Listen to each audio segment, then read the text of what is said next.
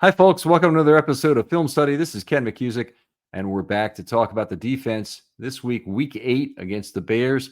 A very much needed win. Big win for the Ravens. Big win, frankly, for me personally in terms of how it makes me feel during the week. It'll be a short week. Joining me today is someone who really understands that, and that's my wife, Maureen, who does a lot of the film study work with me. If I know I've talked about that a number of times on the show, but we're going to talk a little bit about our process today, in addition to getting a chance to meet her. Maureen, how you doing? I'm doing great, thanks. I know for a lot of fans, when the Ravens win on Sunday, it's a good day for them. For us, it's a good week. Yeah, a whole good week, definitely, in terms of wanting to watch football, wanting to rewatch the game, and look at it again. I know we've had lots of questions over the years about the process, babe. Let's talk a little bit about that in terms of what we do during a typical week. So, really starts for us even before the game. We come up to my office when we see the inactive list, and we make up a score sheet to be used at the ball game. Right. I record the secondary player participation for who's on the play when we're on defense. Sometimes it's hard to see cornerbacks and safeties from the TV because they're often off screen. They're in the backfield. Yeah, so if So, defensive backfield is often cut off, it's better now. It used to be terrible on SD, but with the current HD broadcast, it's a little better. You usually see 10 or even sometimes all 11 players. But you oftentimes safeties are kind of the invisible men of the defense that you can't pick up without either seeing it live or going to all 22 later, and that's a weight that we don't like to make.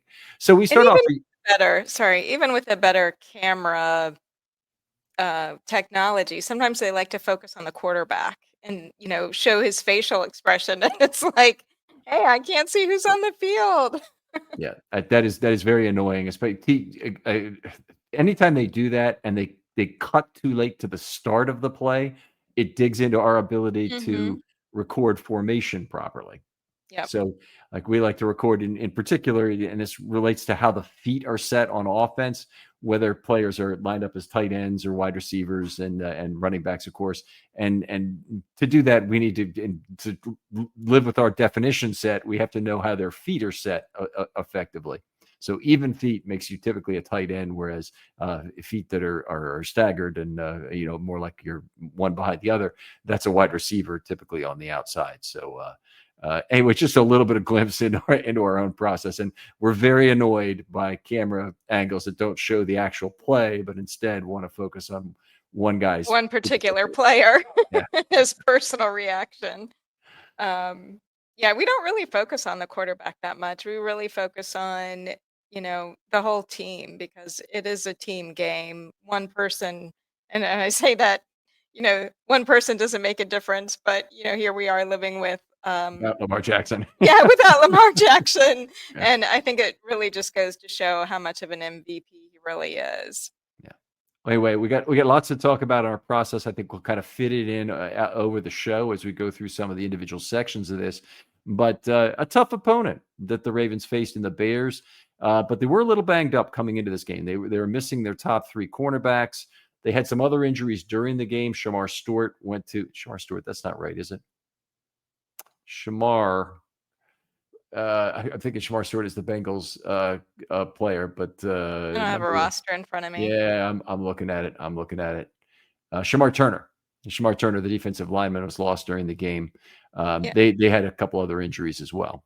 So I know the Bears coming into the game, they had the best turnover differential in the NFL, plus 11, and we had one of the worst, not quite the worst, but one of the worst. Was that really attributed to their cornerbacks? Do you know?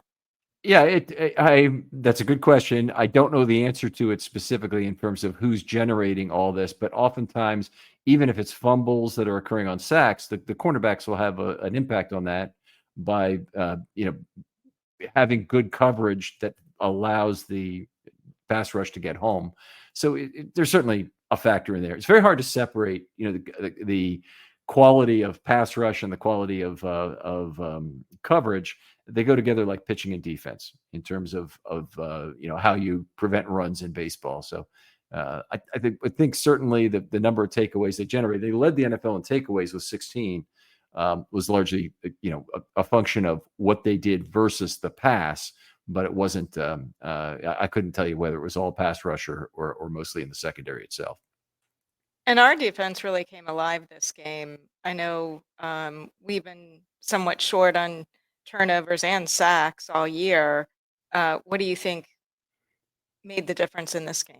Well, big turnover at the right time from Nate Wiggins. In sacks, they had one sack, but they really kind of had three with the two intentional grounding fouls, which was nice. I mean, it was really nice to see Caleb Williams he got rid of one ball, and it was obviously grounding over in the left flat area, and then he got rid of a second ball where he almost threw the ball laterally, and if it had landed on the field and stayed there, hadn't gotten to the sideline, it would have been recoverable for a fumble. But the ball basically went about a yard forward from the point where it was thrown, as I saw it.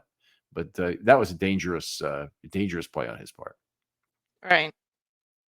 What do the announcers say? And this is something we've made fun of for years. But what do they say at the beginning of every football game broadcast? This game's going to come down to turnovers. They say that at the start of every game, and we always laugh at it. But yesterday it was true. So it's basically like saying this team is going to come down to who gets the most points. Yeah, who's going to get the most points? It's about saying the same thing. Yeah. Because normally one team will get ahead, and that will force the trailing team to commit turnovers while they try and catch up. So it's not that the game. It's like teams run because they win. They don't win because they run. It's very much like the same thing. Right. Turnovers are caused by the fact that you're trailing in games, and that's what the Ravens need to generate more of. They haven't led enough games recently to really generate a good turnover ratio. In this game, they did. They led pretty much the whole way from 7-6 on, and they had a better opportunity to generate some turnovers in this game. All right. One of the big things we want to talk about was how it feels sometimes to be at the ball game. You said we wanted to talk about our process. We kind of skipped over that. So we can talk more process now if you want. Okay. So after the game, we come home and rewatch it again about 2 times. You rewatch it because at the game I only recorded the secondary, and obviously you need to record the defensive line and the linebackers. And then we enter that to make sure we have 11 players on the field for every play. And it's amazing because sometimes we find there aren't 11 people on the field. Every now and then you'll find there are only 10. Generally, when there are 12, the referees catch it. Yeah, the Ravens very famously once got away with 13 players on the field on a game-ending play in 1998 against the Raiders in a win. But it's very rare to get away with 12. You will sometimes play with 10, and the Ravens once in a game, I'm trying to remember the year, maybe about 2013 or 14, played a single play with 9 players on the field. Which is it does happen. I want to say it didn't hurt them. No, they gave up a 4-yard play. It was, I think, car could have been a lot worse. Yeah, it definitely could have been. We'll get back to some process things, I think, a little bit more as we go. Because when we talk about the pass rush and things, we can talk about what our process looks like. But I want to talk about, we're just at the game, and the Ravens deferred, so the Bears got the ball first. The Bears drove, and their first drive was significant, 13 plays or so. And then they had another drive where they had about 9 plays. And in between those, Huntley went 3 and out with the Ravens offense. So after 2 drives, the Ravens did stop them both times, for just field goals on those drives, that was awfully big in this game. Yeah, but we were outsnapped 22-3, and that was not looking good for the rest of the game. Yeah, so that was very one-sided. Certainly, it makes you fear that they're going to have a game of significantly fatigued rotational players, in particular, the defensive line and the outside linebackers. But it's true. It's true. The secondary, it's true. The inside linebackers, true. Offense just does more substitution, and so your players on defense tend to be more fatigued as time goes on.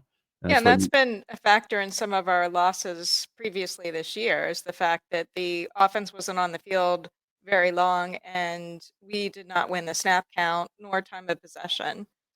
Yeah, big problem. The snap count to me is the really big one. I understand people want to talk time of possession and offense. Some time of possession gives you an opportunity to have more resting minutes on the sideline. So I'm not saying there's no value to that, but I think the high effort for a significant number of consecutive plays is what really makes defenses very tired. So if you have to rush the passer for 6 straight plays as a edge defender, for example, Merlin Olsen used to say there's nothing more tiring than doing that. So players can't do it forever, and they have to be replaced, and they have to be rotated through that. And so when you have a lot of snaps in a game, everybody can get tired by the end of it. Right, and we're always checking for that. We're looking for hands on the hips to designate, is a player tired or not.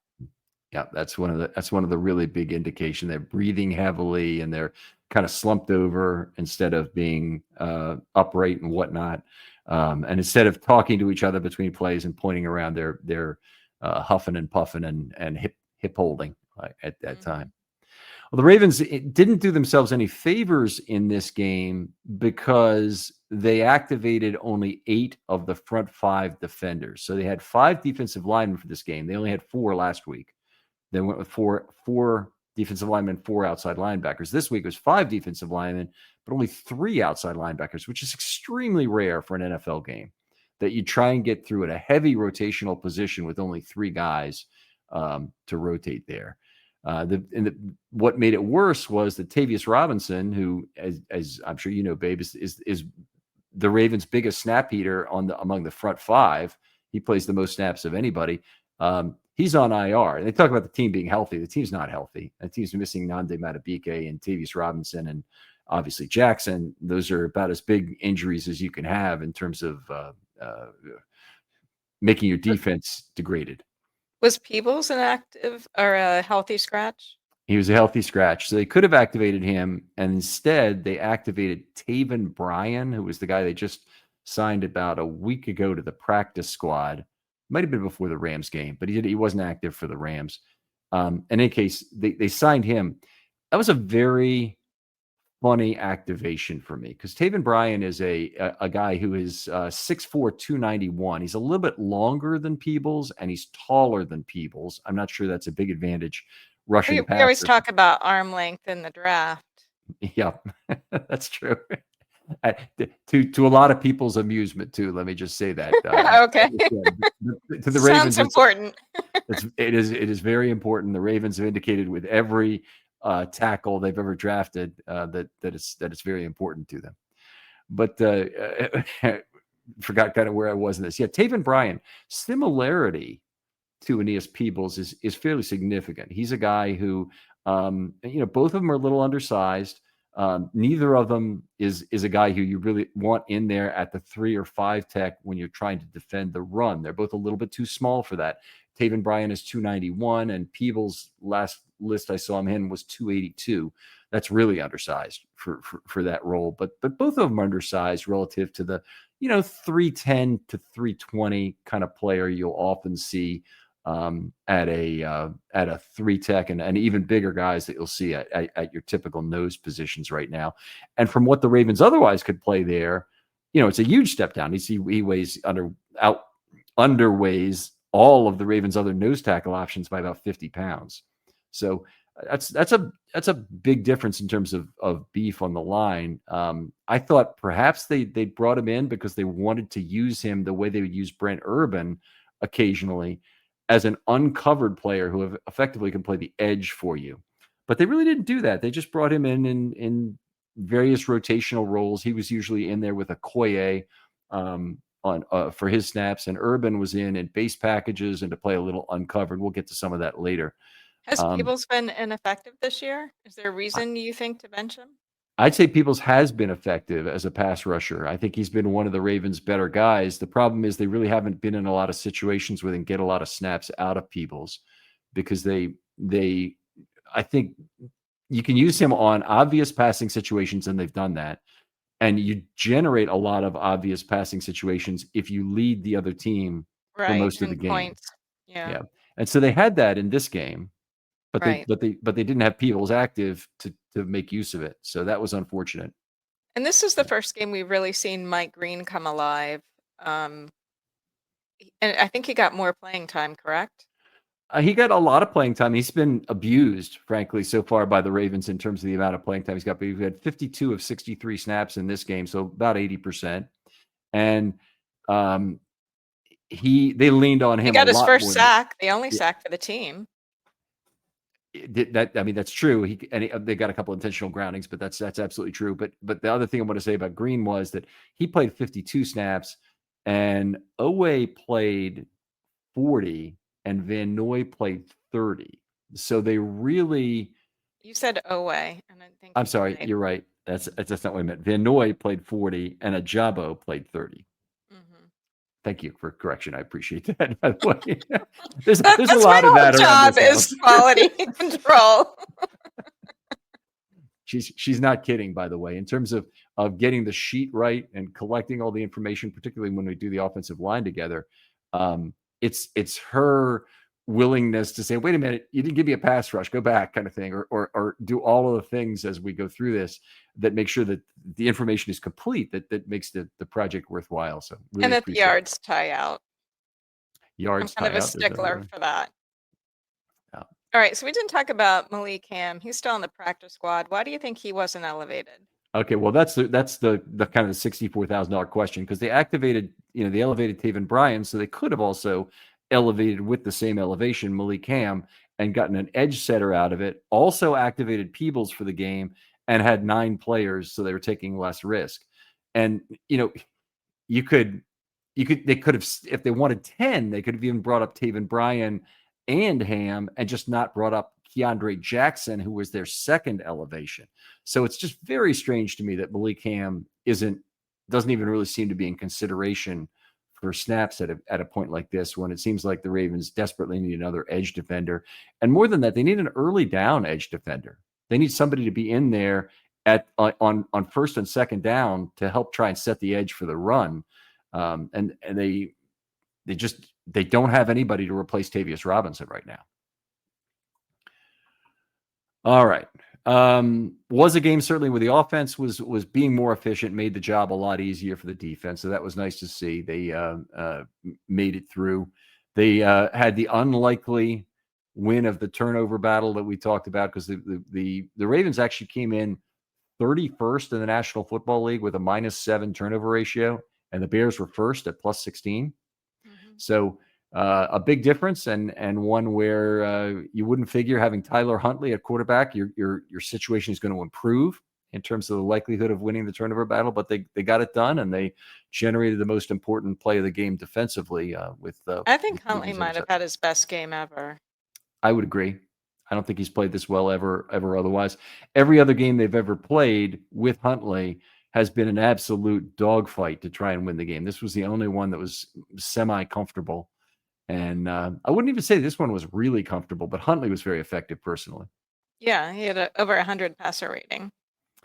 It looked like What was Williams' passer rating, by the way? Williams passer rating. I'll get that for you real quick. So Williams had a passer rating of 77.2, no touchdowns and 1 interception. That's pretty bad. No. Yeah, and Did a good I think job. that's really because he faced a tough defense. Well, he's a good young quarterback, and they did not do a great job of containing him, which we'll get to when we talk about the pass rush a little bit. But they were still effective containing him with coverage. And one of the things that was interesting about this was that the Ravens really effective when they didn't juice up their pass rush with a lot of scheme or numbers. And I do want to kind of go through that a little bit later when we talk about the pass rush. But let's move on to some other general schematic elements. They had the secondary dressed 9 in this game. They had 2 players who really didn't see any playing time. That were Tampa and Martin. Didn't really see any time. Well, But come on, says we've seen Tampa and Martin in previous games, and they have not been effective when they've been on the field, correct? I mean, Martin has had troubles. There's no doubt about that. Lowry had troubles, and he's already gone. Tampa, I'd say, has been okay, but the Ravens still are committed to Tampa on the roster next year, because he's one of their younger corners, and they need to keep How him long's he been around. in the league? This is his second year in the league, but they Okay. also have Awuzie is likely gone. He's not signed beyond this year. Alexander will certainly be gone. And then Humphrey is a guy that they have to make a big salary decision about. There's 7.3 million in cap savings, or they have to go through with well, I mean, 7.3 million. They have to make a decision on whether or not he's worth that for next year, and he may not How be old worth. is Humphrey? I think he's 29. So, but So let me we talk about in baseball how players, once they turn 30, really become a lot slower. Cornerback is a position where you really need to be fast. Um, do you think paying a lot of money for a 30-year-old cornerback is a good idea? I am almost universally against playing older cornerbacks to come in. I mean, there have been I think exceptions, but Humphrey's had injuries almost every year. Like, I don't see that getting better as he gets older. yeah, probably not. I think the thing that they would hope for from Humphrey is that he would be able to move to safety. And there's been some other things that have come up about him recently in terms of, having the podcast and not being maybe fully focused on football and whatnot. Humphrey actually will not turn 29 until next July. Sorry, will Isn't not turn his 30 isn't until his next July. podcast talking about football? I think it's talking about a lot of things, hon. Oh, okay. I got to admit, I've not listened to it. yeah, I haven't listened to it either. So I think it's a lot of things he's really talking about. Okay. Um, One of the interesting deactivations for this game was Sanusi Kane. So he's really fallen on the depth chart, by the way. This summer, he kind of made progress at camp and had looked like he was distancing himself from the other options as the team's number 3 corner, safety rather. And then they added Lowry at the last moment as a UDFA at safety, and he made the team. And then the first opportunity that there was some playing time, Lowry moved ahead of Kane and was playing, a start in a full game. Well, Lowry's since been cut, but Kane's star is not ascending. Alohi Gilman they traded for in exchange for Owe, and they're playing him on the back end. So I don't even know where Sanusi Kane is on the depth chart, but this is very unusual because he's thought of as being kind of second in command, maybe on the special teams. I might think of him that way behind Jake Hummel, and yet he didn't even dress for this game as a healthy scratch. So quite a fall for him. Now, the Ravens, in terms of the 53-man roster, most of their guys are healthy, so they had to make some healthy scratch decisions coming out of the bye. Still very surprised by that. And Alexander was also inactive, Yeah, right? Alexander was inactive. He hasn't been active. He hasn't been active very often this year. I'm trying to remember exactly what games he was active. There might have been 2 games he's been active. He was active against Buffalo, played terribly, and then I think he came back and he played some snaps in another game. But I don't think he's in the Ravens' plans for the rest of the year. I could be wrong, and it could be a matter of Ravens have a couple injuries and he might jump on the field. But I think Tampa is clearly ahead of him on the depth chart, and Tampa's not playing at all. And it looks like Martin is ahead of him. And I'm not sure what the reason is there exactly, but Martin is a slot corner, so it gives the Ravens some depth there if they need to. If something happened to Kyle Hamilton, for example, the first choice is they go to Marlon Humphrey after that, but they would also have Martin available. Do we want to talk about Hamilton playing essentially slot corner this game? We can. I mean, Hamilton has been effectively only the slot corner now for the last couple of weeks, and they haven't used anybody else there. Now, he does move over to play dime, and we'll get into that in the packages in just a minute if we can wait for that. But it's amazing how effective Hamilton has been close to the line of scrimmage. I mean, did you feel like he's wasted on the back end when he's starting on there, or they're playing a too high shell that he? I mean, I like him as a safety. I think he's good at that. When he's playing cornerback, it kind of tells me that the other cornerbacks they don't really have faith in, or he's there to supplement somebody who's not his caliber. That's kind of what it says to me. Yeah, it's just like he's a one-of-one player, and I don't think there is anybody his caliber. So he's the ace of trumps, as I always say when he plays at the line of scrimmage. He takes away the strong side of the football field. You can't throw a wide receiver screen effectively to his side. if or you do so at your own peril. Let's put it that way, because he'll get right off a block and make a tackle.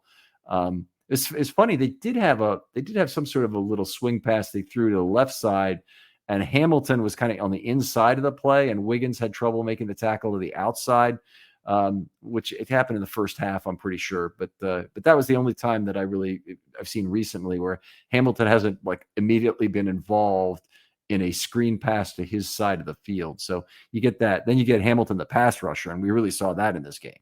So Hamilton got the pressure that led to that 14-yard intentional grounding against Williams, which basically took him out of one drive. All right. Let's talk a little bit. I think we've talked about the secondary enough here. Let's go to the two. Some of the Bears' effectiveness in terms of moving the football, they certainly did so effectively for the first couple of drives, and they were 6 of 13 on third down for the game. So that's a little higher than the Ravens would like. What was nice, I think it's better than we've gotten in prior games this year, correct? we've been probably been about that overall. Yeah. What's better is that they failed their 1 4th down attempt, and that's been something the other teams have been absolutely massacring the Ravens at is succeeding in pretty much all their 4th down attempt. They gave up 9 in a row successful at one point, and then I think it was in the Rams game. Yeah, it was in the Rams game. They failed in their very last 4th down attempt that kind of kept the Ravens in the game. Mm-hmm. It was inexplicable because they probably should have kicked a field goal under the circumstances. Right. So they kept the Ravens. Why kick a field goal when every other team who's played us has been successful converting 4th down? Well, I'll give you the answer to your rhetorical question. Is that they would have won the game?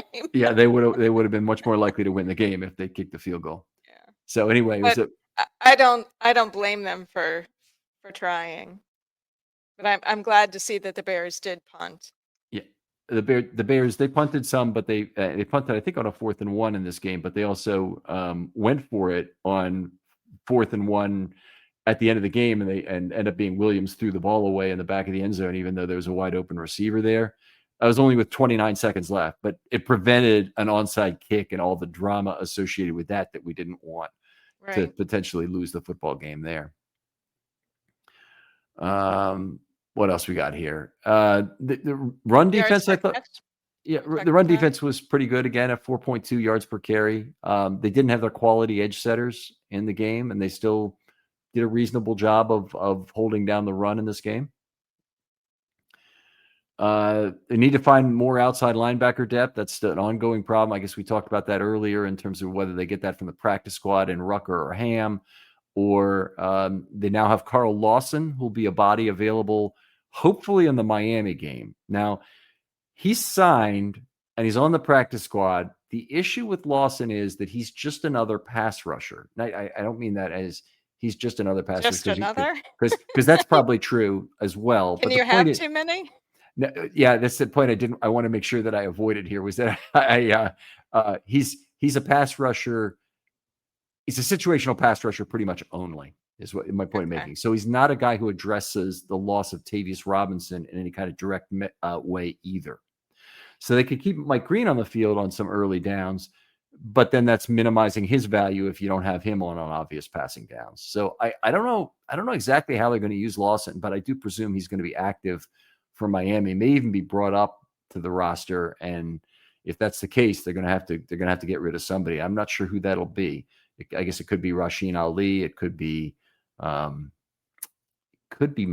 It could be Higgins. They're kind of multiple guys they could cut loose. Talk about Jones, but wasn't he effective versing the rush?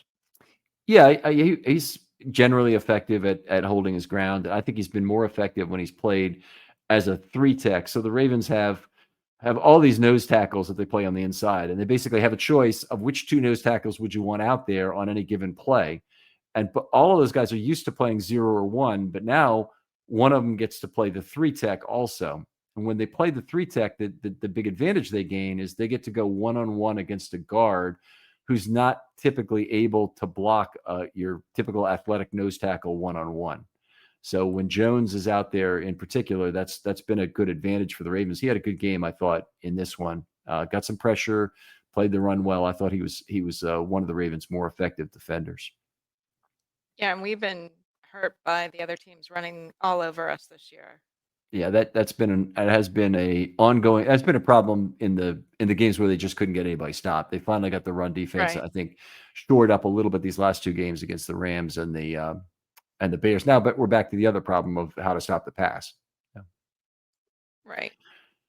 All right, let's talk some packages for a minute, because the Ravens are a little odd in terms of how they're assigning their packages. So they got Let me tell you about the online cannabis company that's changing the game, Mood.com. They created an entirely line of functional gummies, 100% federally legal THC blends, discreetly delivered right to your doorstep. And here's the best part.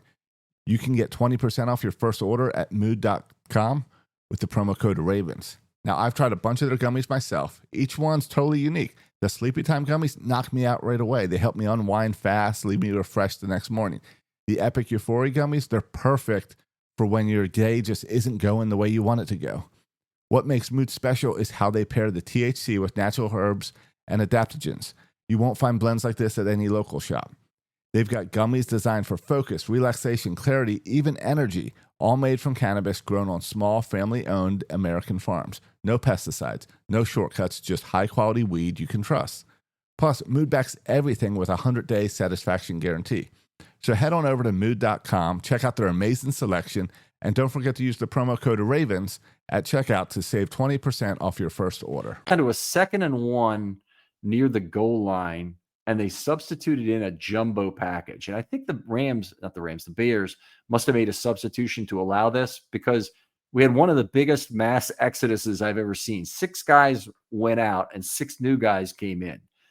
First of all, And maybe it was late, because I remember trying to record who was in the secondary, and I was like, I can't see their numbers. Too many men went off and too many came on. I couldn't see who that was. it's kind of the perfect storm too, because our seats are basically at the 50-yard line, and when the ball's at the goal line where it's as far away as it ever is from us.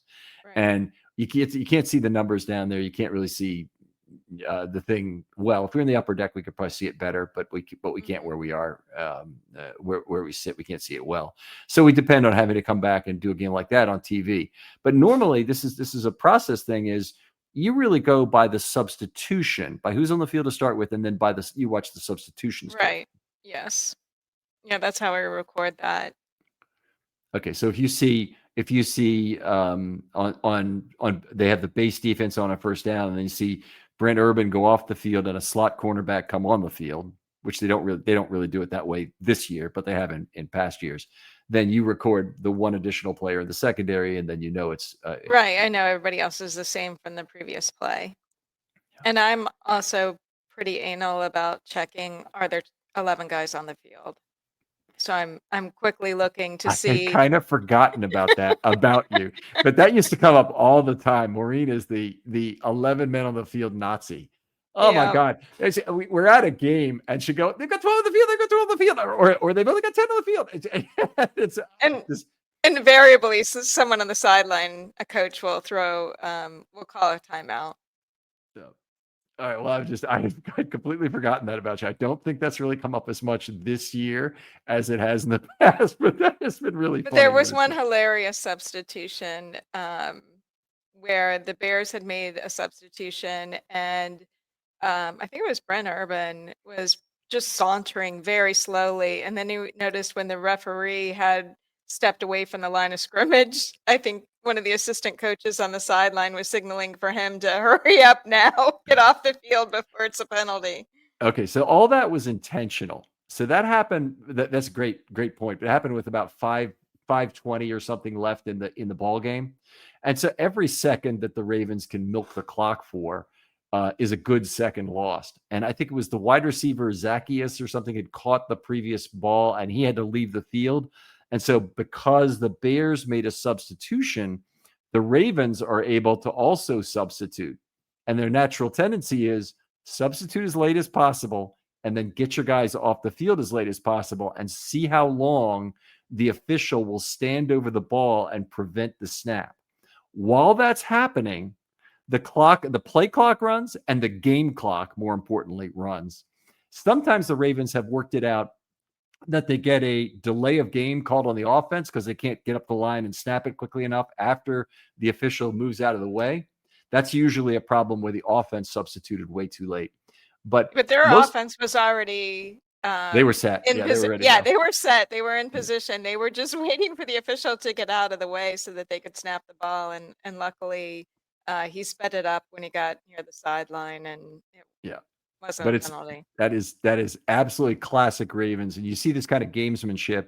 The Ravens defensive coaches, I think Harbaugh is probably very aware of it too, because a lot of game management things like this, including, remember the 2 intentional holdings, the one in the Super Bowl and the one against the Bengals, where they were on a punt and they basically were tackling every single player who might have gone in and blocked the punt because they were going to take an intentional safety on the play. Right. And they just wanted to milk as much clock as they could. The Bengals game, they actually ended it on such a play, ended it on a safety, and the referee says, by rule, the game's over.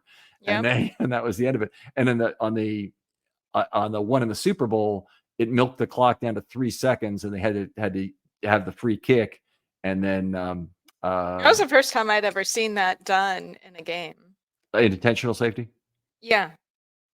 My guess is you've probably seen others. Okay. So I could point you to some others. The 2006 Chargers game, there was an intentional safety. You were there for that. Okay. I know that. So all right. You've seen it before. All right. Okay, so let's talk packages. Anyway, this jumbo one, they ran from the 1 yard line. I don't know if people caught it, but Jake Hummel cut in, made a great play to stop up that play for a loss of 1. That kept them out of the end zone for an additional play. They did score on the next play, but still was a nice play by Hummel there, who was one of the 6 guys inserted, and that was his only snap. Then they played base for 4 snaps. Now they had 3 runs for 15 and 1 pass for 21. Nothing. Would you call that effective? No, I wouldn't call that effective. But it's also a small sample size, so we wouldn't get too concerned about that. Yeah. The big nickel is what they played most of the game. That was very effective. They had 36 snaps. They've done a lot of that this year, right? Yeah, I mean, since they moved Hamilton back, that's all they play. So right. The big nickel this year was 36 plays for 132 yards, 3.7 yards per play. And the 1 turnover was in it. They might have had intentional groundings in this too, which are effectively sacks that don't get recorded. The yardage doesn't get recorded properly, in my opinion. But they had those big nickel snaps were terrific, and Hamilton being there is one of the real positives. They played 1 snap of jumbo nickel. Now, you've heard me talk about this one in the past, folks out there listening, but jumbo nickel is when you put in an extra down lineman and replace a inside linebacker. So it's a way to get more beef at the line of scrimmage. It's a better run defense. And when you can afford to do it is when you have safeties who really understand their run fits behind you. And one guy that really helps for the Ravens to do this is Kyle Hamilton being at slot corner, because he's going to give you good run defense on that play. So that's something that's open to the Ravens. They haven't used it a lot this year, and it's kind of surprising to me that they maybe haven't tried to do a little more of it. They're obviously they're happy with Roquan, certainly, in terms of how he's playing now, particularly after this game. But I think they're also happy with how Buchanan has played. So they want to make sure there's a spot for Buchanan or Simpson on a lot of plays. And so they still want to play I wanted to call it a standard nickel, but a regular big nickel where they have 2 inside linebackers on a lot of plays. But they anyway, the jumbo nickel they played 1 time, and by the way, it's a 10-yard run, so it's not like the strategy of using jumbo nickel really worked in that case. I thought the one thing that didn't work was the dime, and I was getting annoyed at the game that they kept trying it. Yeah, they do it in obvious passing situations. So the big thing they're doing there is pulling Buchanan off the field to get him replaced and put in another player or 2 players. But they put a Wouzier in as a corner, and they move Hamilton into that will linebacker spot. So he stands next to Roquan on the field, still lined up in the box, still where he can, do a lot of damage as either as a zone coverage player or as a pass rusher. Oftentimes it's a pass rusher in this game. But they made good use of him, and they They just didn't have success on those dime plays. A lot of them, they had some pressure and they still got off a big pass, or they had an ATS and they didn't have a big pass. I mean, there's a lot of some weird stuff that went on there, but 17 snaps a dime in this game, 172 yards, says 10.1 yards per play. So as much as they were very successful with the big nickel and having Hamilton in the box for that, they were less successful, obviously, in dime. And there's not a pattern that I would pick out from this, but they did certainly give up some big plays late in the game. I don't know if you'd call it garbage time, but they gave up a 42-yard play that let the Bears get into scoring position when they were down 2 touchdowns. Probably shouldn't get behind the defense in such a situation, but they did. And they gave up a 25 and a 27-yard play. So they had a number of big plays they hit on. And, they're facing a very, frankly, talented group of wide receivers. And it's the most difficult game, I would say, for Kyle Hamilton to play the slot corner position, is one where they have all these talented corners that are going at him, like DJ Moore might be their slot receiver. That's a mismatch for Kyle Hamilton to have to cover him on any kind of a vertical route is extremely difficult. And that's who got beat for the 42-yard play. All right. Zero standard nickel. The uncovered nickel. I did want to talk about that really briefly. So the uncovered nickel, the Ravens play only one outside linebacker on the field. I thought they would do this more because they had Brent Urban and Taven Bryan, both active. And so they would be able to play them on the edge, the outside of the offensive tackle, on the offensive tackle's shoulder, as where a 5-tech normally plays. But instead of doing that, you really have run defense responsibilities on that play, edge setting responsibilities. Let me put it clearly. You always have run defense responsibilities as a defensive lineman. But that's something Urban as a space denier, I think, would be particularly good at. They tried it on the first 2 plays of the game. And let me go back to that real quickly in our sheet here.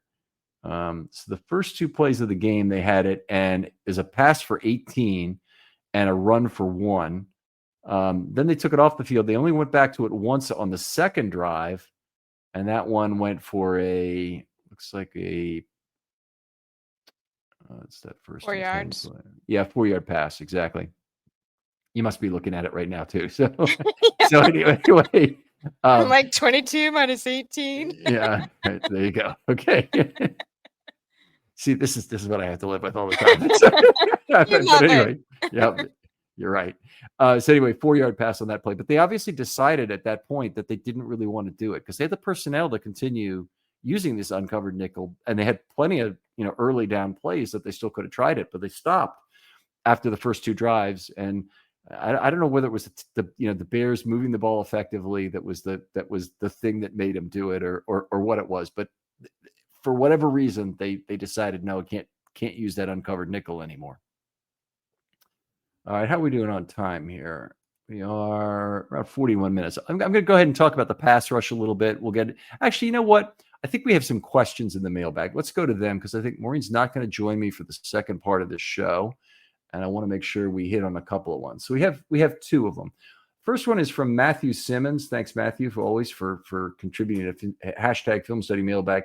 He says, do you keep track of resources the opposition dedicates to stopping edge guys?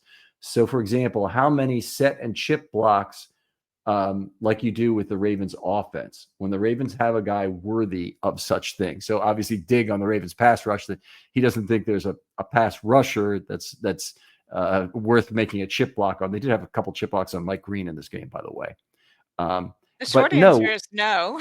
Yeah, we don't keep that, and we probably should, Matthew. That's a good point. It's something I've thought of occasionally in the past, but it probably should go right on the sheet with the I can think of one, the defensive score sheet. It should be right below the pass rush information that we maintain normally. So you have the rush, the zone drops, the ATS BOQ pressure, and right below that could be a 1-1 or a 1-0 or whatever it would be for a set and chip blocks like we do on the offensive score sheet. It's a good idea, Matthew. We'll think about implementing that and see how we could do that, which probably means we'll do it next season at the earliest. The way we often work to add things during the off season. And just to let everyone know, if we add something, we often go back and do it for every previous game the Ravens have ever played. Well, we've done that occasionally. I'm not saying that's something we do for everything, but we did do it for things like the pass rush to try and get that right. But I don't know if we go back and do it for chips and set. And to be frank, Maureen, we've gone back and we've not changed. We've not like reevaluated the offensive line by the current scoring methodologies and expectations. So, for example, a simple example is the new scoring for penalties that we have. We have Right. We have not retallied that. and Yeah, that'd be recalibrated it. you've got 20 years of scoring we'd have to go through Yes. to do Yeah. that for. And, The penalty, I don't know that it would really change anything because those guys are no longer in the league playing today. So how yeah, relevant is that? it wouldn't change for that. It would change for like what's a historic expectation for play, and you could for example, for center, we have multiple centers who've been at various levels of play, and you've got Matt Burke who's stands tall, and you've got Linderbaum who's a level beneath him, Jason Brown who played pretty well, maybe is fairly similar to Linderbaum, and then you have a bunch of other guys who had a lot of trouble, and Zuda and players like that. And then some of the One guys guy I who were remember was very slow getting out of his stance. You know who I'm talking about? at center, that's really bad. No, not at center. He Yeah. wasn't at center. I think he was a tackle. Okay. But Oh, the defensive tackle who was super slow getting out of his stance was Dwan Edwards. Is that who yeah, you're thinking of? yeah, probably. Right. All right. Incredibly slow. It was like you're watching something funny. By the way, I don't know if people noticed it. Worth taking a look. I think it's the Ravens' final touchdown, but it might have been the second to last. Take a look at the all 22 of the extra point, which is not all 22 footage I would normally recommend viewing because there's not a whole lot there. But I thought that Travis Jones might not be a guy who's regularly on that unit because he never got out of his stance on the play, and he just waited to get completely bowled over by the opponent opposite him. And if you ever seen Travis Jones get knocked on his ass, that's not an easy thing to do. First time I've ever really seen it, and he never got out of his stance. It's a weird thing. So I think it's on the last touchdown.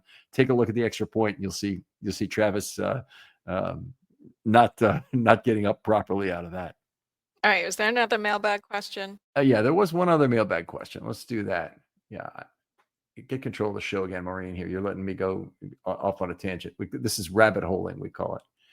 Okay, so Brendan Way asked a question. He says, with Hamilton moving up to box, has Humphrey shifted primarily to the outside, or do Hamilton and Humphrey split time at slot corner duties? I'm curious to see how Humphrey has fared when asked to play outside versus slot. Okay, so great question, Brendan. So Humphrey plays every big nickel snap on the outside now. Okay, then when I say that, Humphrey just returned this game. So we don't know if that's the way it'll be every week. It may be a case where Humphrey may be rotated in some weeks if they have another slot corner they want to take a look at. But Humphrey plays every time that they're in big nickel. That's Humphrey on the outside, and Humphrey is opposite Wiggins on those plays. But when they play dime, then Humphrey moves back to the slot, which is maybe his more normal recent in position of recent years. And Hamilton moves to play weak side linebacker. So Hamilton would have Humphrey would have the coverage responsibility of somebody like DJ Moore in this game in the slot. I don't have anything that looks at Humphrey separately for his slot play versus his outside play.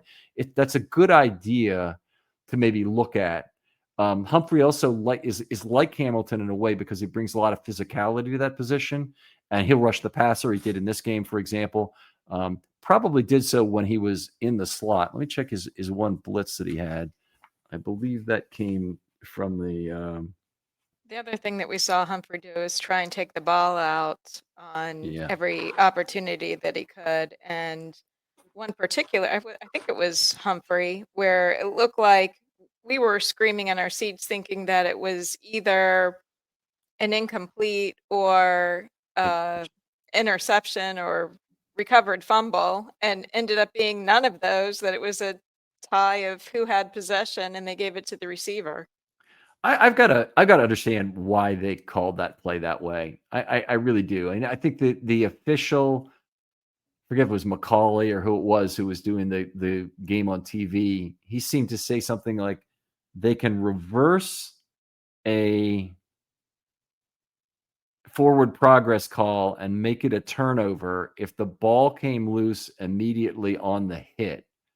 And so I guess the point would be there that if it came loose immediately on the hit, then you'd know that that they couldn't have called the forward Completed progress pass. prior to that. No, they couldn't have called the forward progress before that, because the problem with forward progress is they can't hear it on the replay, so they can't hear the whistle.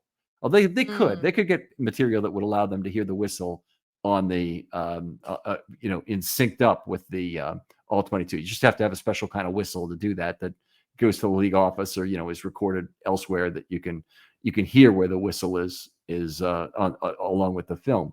So it wouldn't be a problem for them to do it, but once they whistle it, they've essentially whistled the play dead. And so the offensive player can say, well, I can give up the ball now, kind of thing, and Right. that would be his claim.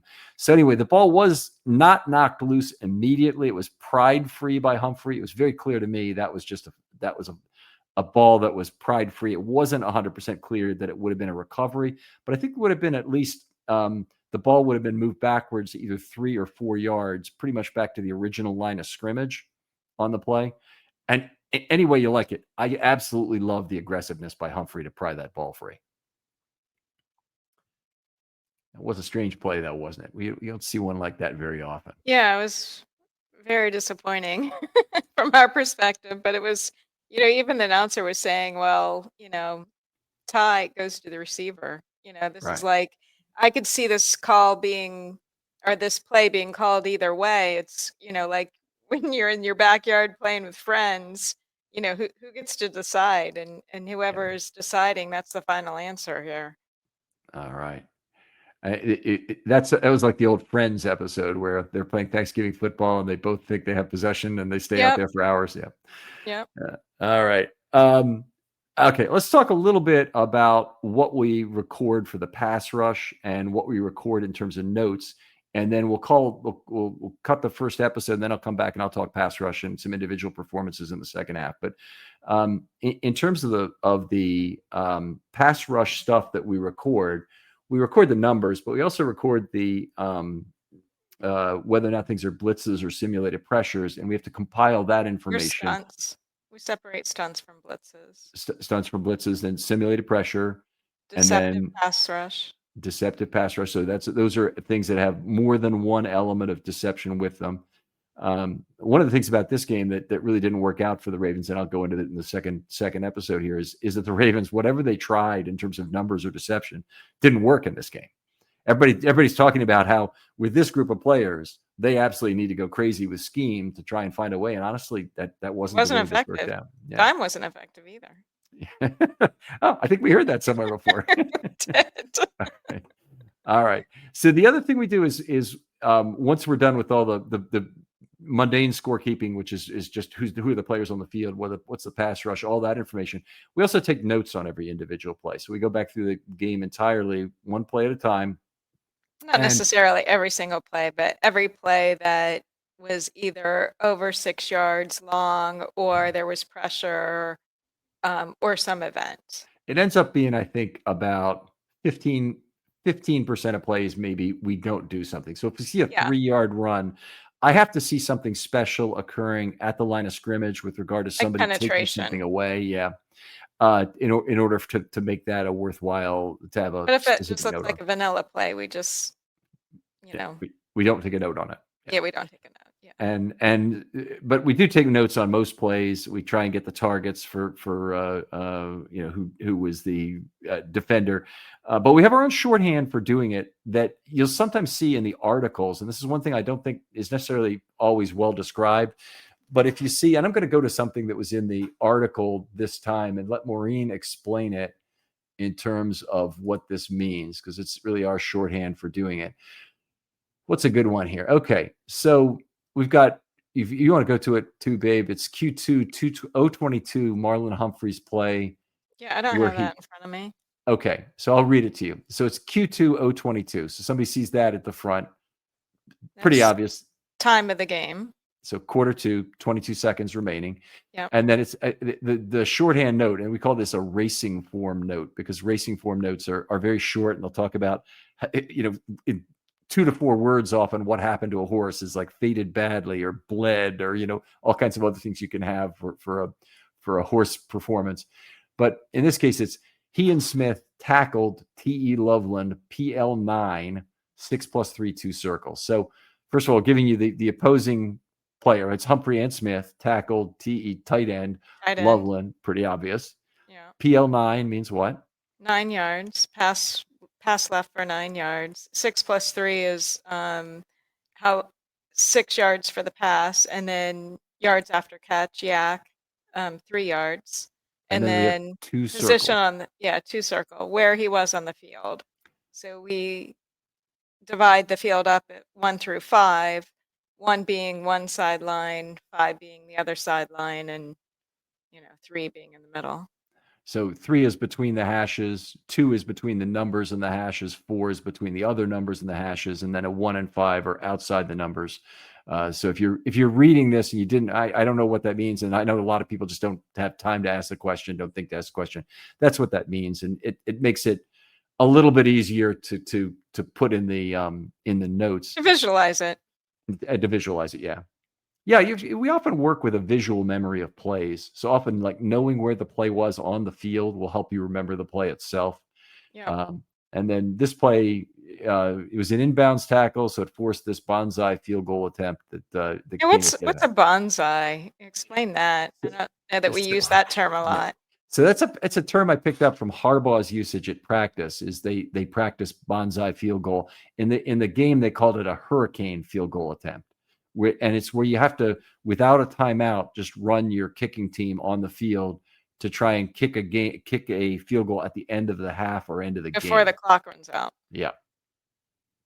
Yeah. So it's always end of half or end of game. And the Ravens practice it all the time. They practice it probably, I would say almost every single practice that they'll run one play and then they'll run the field goal unit on, run one play, run the field goal unit on. And I mean, the play they run isn't even a lot of the times run at full speed. They just kind of have a completion. The ball has to be, they have to run up to either run up to the line. Do the players know it's coming? Yes, the players know it's a bonsai field goal drill session that they're doing. And so the kicker certainly knows it's coming. And in real game, they would know it's coming, right? Because there'd be 15 seconds left or whatever. Yeah. Right. Yeah. Yeah. But anyway, whoever was announcing the game called it a hurricane field goal. And it's the term here used in Baltimore is bonsai field goal attempt. So anyway, it's kind of cool thing. And I often will compliment Maureen on just how critical she is to this process for me. But I can always condescending is the term you're looking for.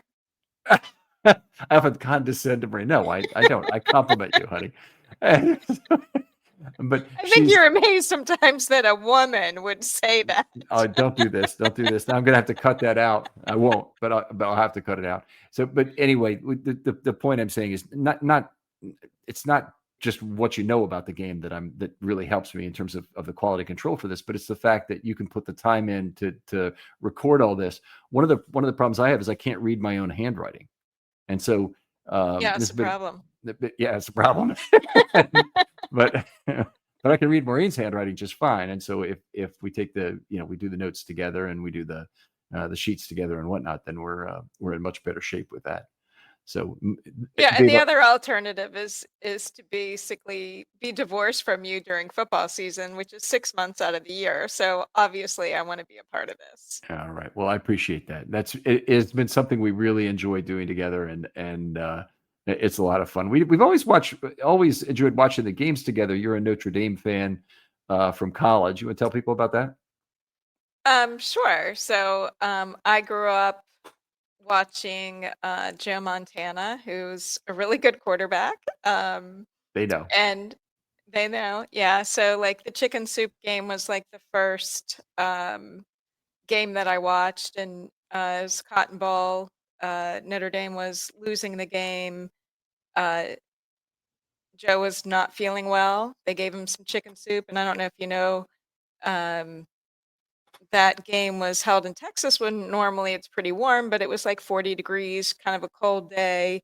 And Joe felt like that chicken soup gave him the energy he needed and the warmth he needed to keep his fingers warm and be able to throw the ball effectively. And they won the game, and I became a football fan that day and ever since. And I basically moved to Maryland because going to games in South Bend, it was freezing cold and it was not fun being outside for some of those games. So I wanted to move to Maryland so I could watch football live outdoors. And it just so happened that the Ravens became a team when you and I first met, and we've been going to games ever since. It's actually our very first year we met. We met in March. The Ravens played in September of that year, so we've essentially enjoyed the entire 30-year history of the franchise together during that time. And it only took me 22 years to get married.